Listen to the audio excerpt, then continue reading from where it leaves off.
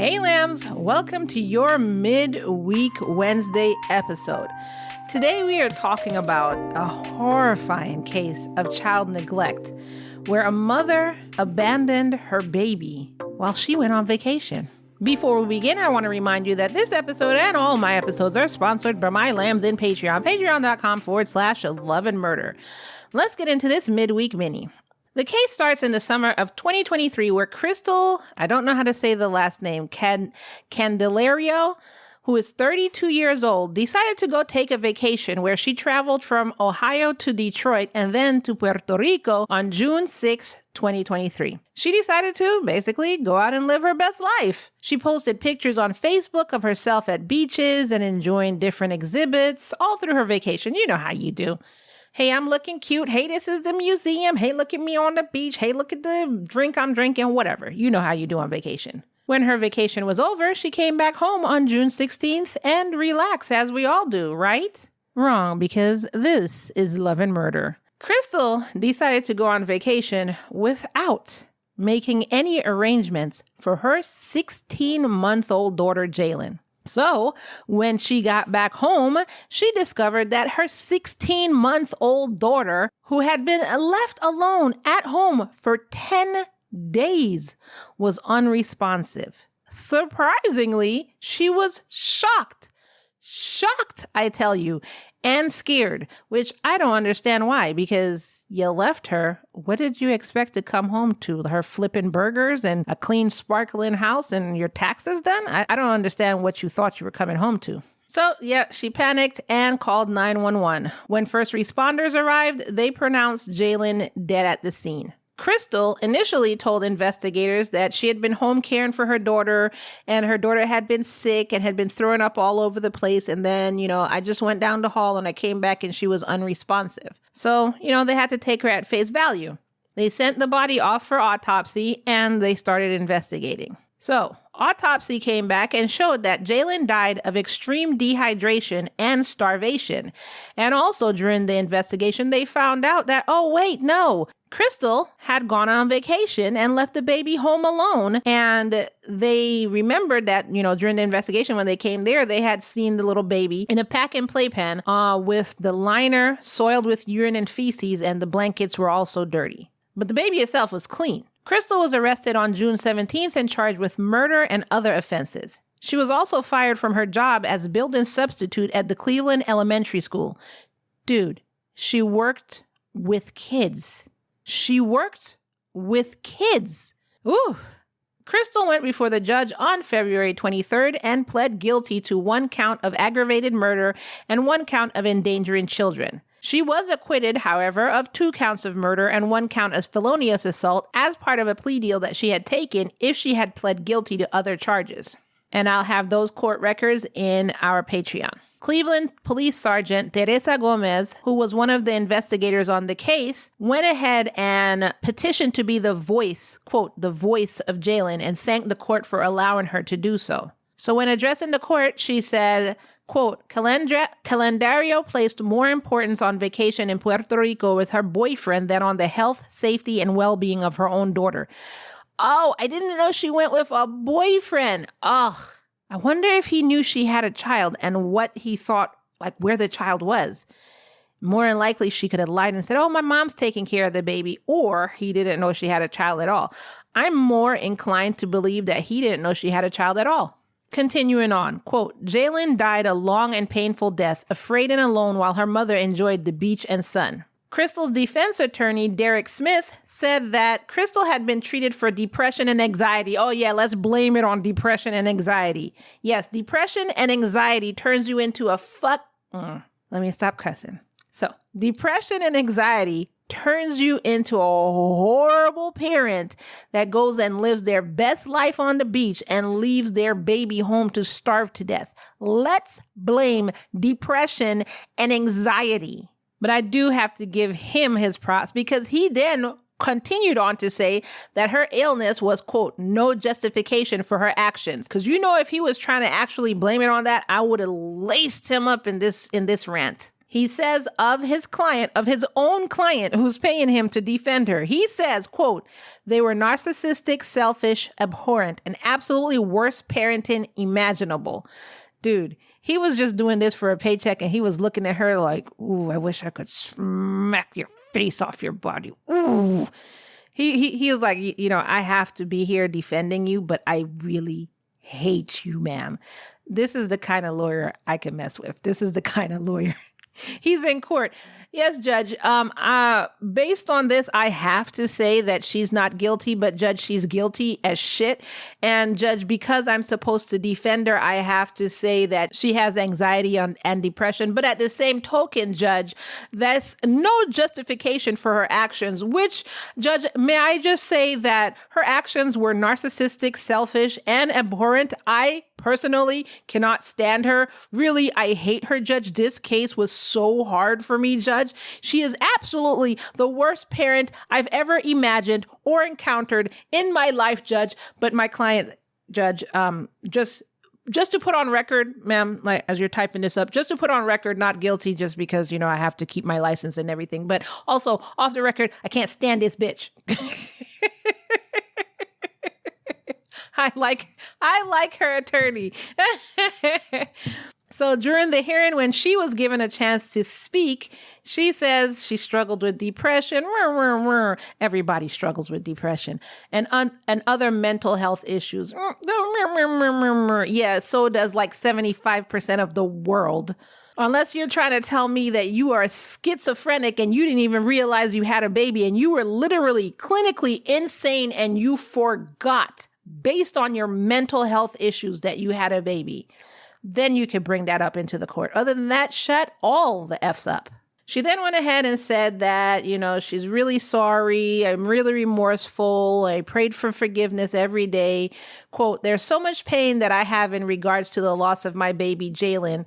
Yeah, 100% your fault. Quote, I'm extremely hurt about everything that happened. What, you leaving her home alone? Literally, you had a choice to not leave her home alone. I mean, it was so simple. Mom, can you watch the baby while I go to Puerto Rico? I need to hire a babysitter because I need to go. And if I don't have money for a babysitter, then I can't go. Maybe we can do a staycation where we put frickin' sand on the living room floor and pretend that we're down in the Caribbean. Like, there's so much you could have done. So now you're extremely hurt about everything that happened. Nobody broke into your house and did anything to your child. You left your child. Anyway, she continues on with her bullshit to say, quote, I am not trying to justify my actions, but nobody knew how much I was suffering and what I was going through. That's where you get a therapist, ma'am. That's when you open your mouth and you speak to friends and family about what you're going through. You're wanting us to feel bad about your suffering and what you were going through. That baby suffered for 10 days. What you were going through. Nobody gives a fuck. Then she goes on to say, with all of the audacity that she dug up, she goes on to say, quote, my daughter has forgiven me. As a judge, I'd have launched across that desk. You already know I'd have launched across that desk. I'd have slapped those words out of her mouth. Did you just tell me? Woo! Then, as a cherry on top of this frickin' shit show ice cream, her parents defended her through an interpreter, trying to explain how her emotional health has affected her on multiple occasions and her depression and anxiety consumed her. I've had depression literally my whole life. I have anxiety. After my daughter was born, I had postpartum depression. I couldn't even tell you all the stuff that's gone on in my life. Never once have I left my child somewhere to go and party it up anywhere or to go and do anything, actually. Never once. So for you to sit here and blame depression and anxiety on her leaving her child to go chill in the Caribbean, and you are her parents, you, mom and dad, these two people here, this mother and father, You are part of the problem. Her mother said, quote, "My heart is ripped into 1,000 pieces. I am here to tell the world that my daughter came from a home with beliefs, emotions, warmth, where the most important thing was family." She said that Kristel's, quote, "emotional health was affected on more than one occasion and that her depression and anxiety ended up consuming her." End quote. Then her father came up and said that, quote, "Even though he is shocked by everything that happened, he's still given moral and spiritual support to his beloved daughter. I ask for compassion, understanding, and mercy." To which, if I was the judge, I would get up, walk around my bench, stand in front of those two people, stare at them for a good 20 seconds, and then on each hand, I will put up the middle finger and press it into their faces. Then I would turn around and walk back to my bench and sit down and continue court. I don't know if y'all could imagine that, but I saw it all playing out in my head. So after all of them talked, the judge, this is what I'm seeing in my head, sat there for a minute, let silence overtake the courtroom, and then said, "Yeah, Kristel, you tried to cover up your crime, and that shows me that you had no remorse." And we'll get into how she tried to cover up her crime soon. He said, "You, Kristel, had so many opportunities to save your daughter who actually probably stayed alive for a whole week before she died.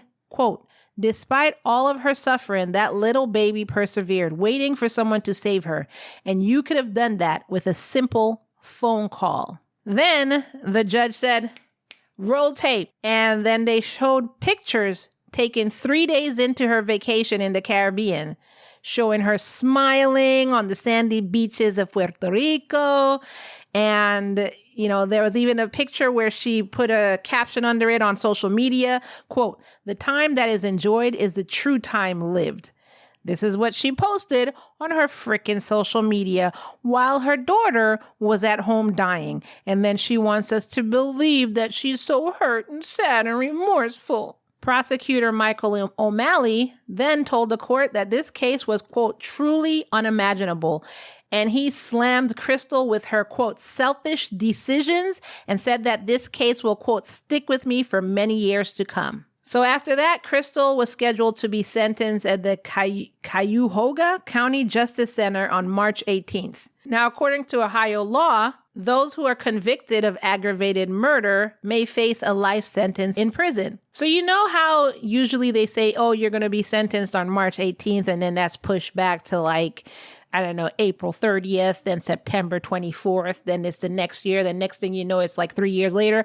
No, this judge, lawyers, her lawyer, the prosecution, everybody showed up on March 18th. March 18th, they didn't delay a damn thing. They were there on March 18th. And County Common Pleas Court Judge Brendan Sheenan sentenced Kristel, and while sentencing told her, quote, "just as you didn't let Jalen out of her confinement, so too you should spend the rest of your life in a cell without freedom. The only difference will be the prison will at least feed you and give you liquid that you denied her." Dude.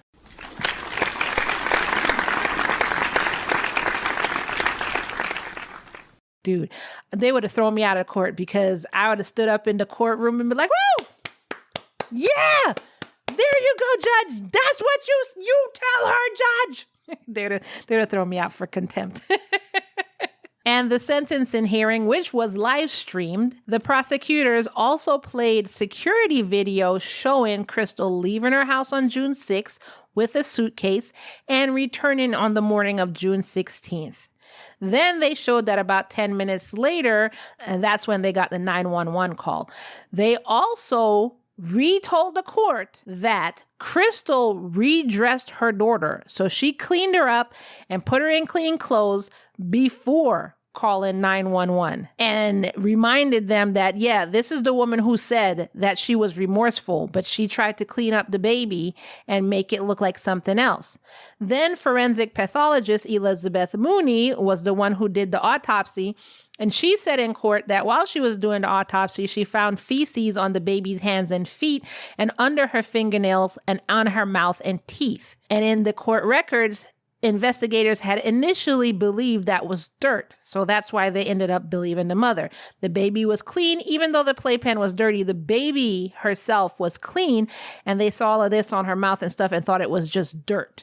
But it was actually feces. So with her crying and her parents crying for her and everything, the judge said, you are sentenced to life in prison without ever the possibility of parole. And you're so lucky that I cannot tell the prison not to feed you or give you water for 10 days at a time, because if I could, I certainly would. I mean, he didn't say that, but in my head, he said that. But he did sentence her to life without a possibility of parole. And in the Patreon, I will have the video of what was the live coverage of Kristel's sentencing, as well as pictures and court documents of the case.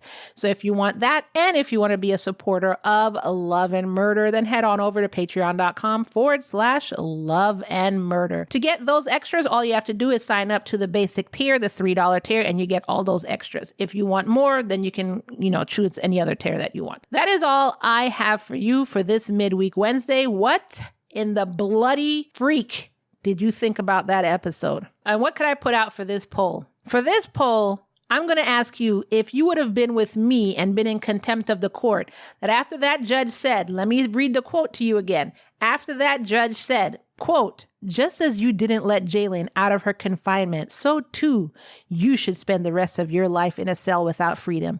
The only difference will be the prison will at least feed you and give you liquid that you denied her. Would you have joined me in that courtroom and standing up and giving that judge a standing ovation? Would you have joined me and risked getting contempt of court and getting kicked out? Yes or no? That's going to be this week's poll question. I didn't have a midweek Wednesday last week because the True Crime Tuesday had turned into a full episode.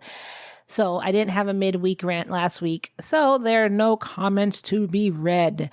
However, I want to hear from you. Leave your comment in the show notes below so I can read it on next week's midweek rant. And if you have a case that you want me to rant about, go ahead and send it to me, noconductradio@gmail.com. Or in the show notes below, you can see a link where I have a link where you could submit whatever case you want me to rant about. That's all I have for you for this week. See you in the next rant. Bye.